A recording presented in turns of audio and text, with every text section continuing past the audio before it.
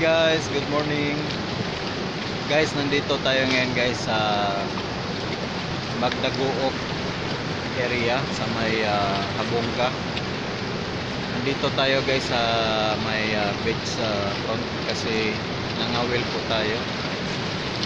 Yan guys, yung nakita nyo guys, yan yung tubig na galing sa taas.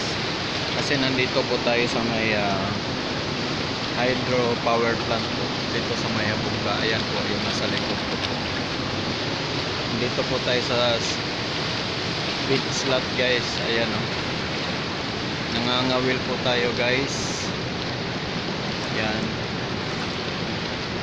Mamaya punta tayo doon guys para ano tayo na makakuha ng isda. At least may pangulam pag uwi natin mamaya guys. Good morning sa lahat. See you guys on next video guys. Salamat. Bye bye.